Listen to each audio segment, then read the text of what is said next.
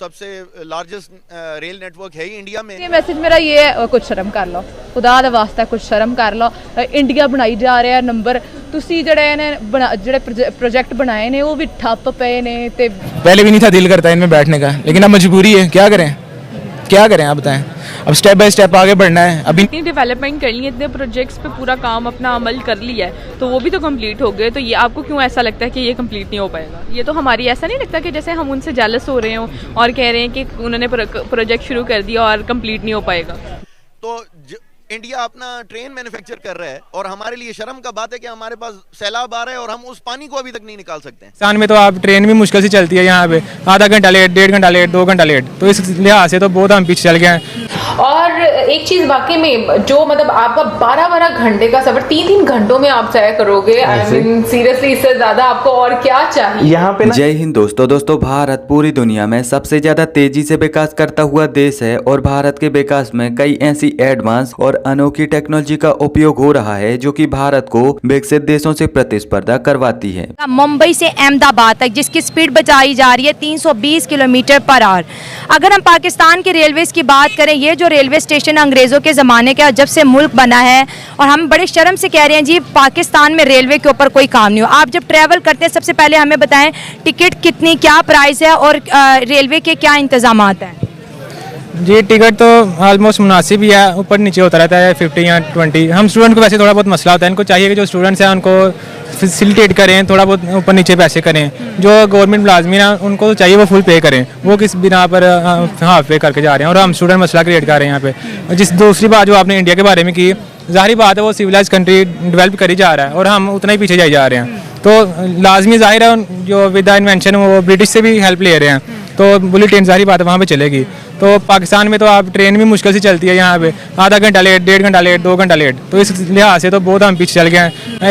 Education हमारा system उतना नहीं है कि हम भी कोई नई चीज़ इन्वेंट कर लें। यहाँ पे नए मनसूबे बना लेंगे, पैसे लग जाएंगे इतने ज़्यादा, लेकिन यह है कि स्टूडेंट्स के लिए कुछ फैसिलिटेट नहीं है। लैपटॉप स्कीम आएगी, वो भी कुछ लोगों को, वो भी स्वार्थी लोगों को दे रहे हैं। ये सीन चल रहे हैं इस तरफ। पूरा मुल्क करप्शन के अंदर गिरा हुआ है, रेलवे की हालत बहुत ज़्यादा खसारे में है और मैं अभी अंदर विजिट करके आई हूँ, अपनी आंखों से देखिए कोई हालत नहीं है ट्रेनों में बैठने की। 1 घंटा सफ़र करना भी मुश्किल है, इतनी बदबू है, कोई सफाई नहीं है। आप क्या कहेंगे?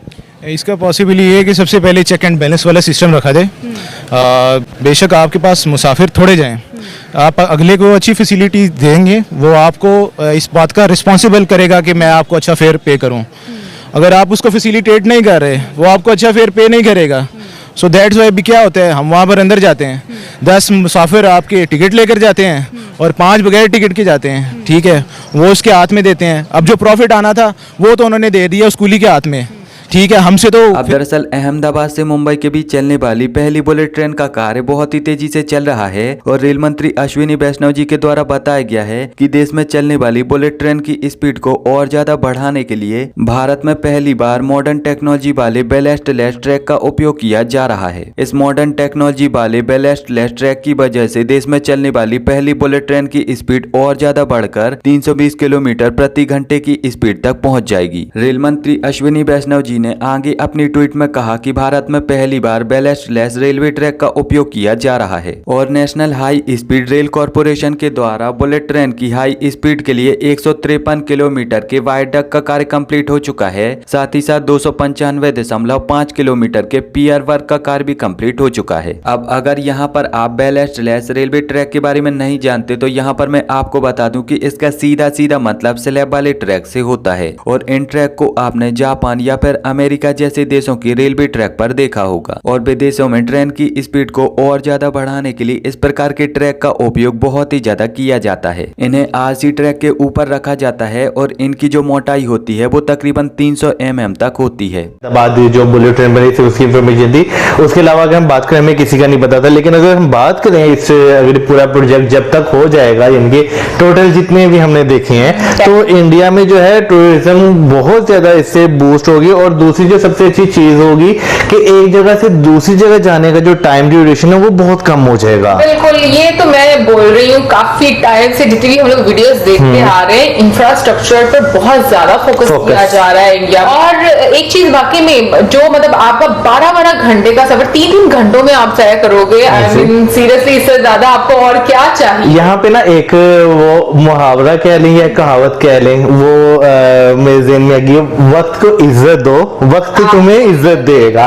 तो ये वाकई है कि नो डाउट वैल्यू करना चाहिए। हाँ, टाइम को वैल्यू करना चाहिए, क्योंकि देखिए एक जगह से दूसरी जगह जाना तो है, लेकिन टाइम पीरियड जब शॉर्ट हो जाएगा तो लोग जो इतना पैसा प्राइवेट बसेस पे या प्राइवेट एयरलाइंस पे खर्च करके जाते हैं, वही मेरा ख्याल है सुविधा जो है यही हासिल करेंगे। आपको डिफरेंट ऑप्शंस मिल जाते हैं। और एक चीज पता है क्या मुझे बड़ी अच्छी लगी, जैसे एक जो प्रोजेक्ट है उसमें ये चीज भी बताई गई थी कि जो लोग मिडिल क्लास लोग हैं वो लोग भी ट्रैवल कर सकते हैं, और 2 घंटे का सफर होता है, मतलब कि उसमें आई थिंक लोग खड़े होकर सफर करेंगे। बिल्कुल। और मुझे एक और चीज बहुत अच्छी लगी कि जिस तरह बुलेट ट्रेन का रूट तैयार किया गया है, डिफरेंट सेक्शंस में नोट आउट किया गया है, लेकिन उनके जो एंडिंग पॉइंट्स है ना वो एक दूसरे से जाके फिर भी कनेक्ट हो जाते हैं। बेशक वो चेन्नई से जो है केरला आना हो या चेन्नई से मुंबई आना हो या दिल्ली आना हो, सब जो है एक दूसरे से कनेक्ट किए हैं, ताकि जो है वो प्रॉब्लम ही ना हो कि आपने सिर्फ एक एरिया को ये जो है सहूलत दे दी है।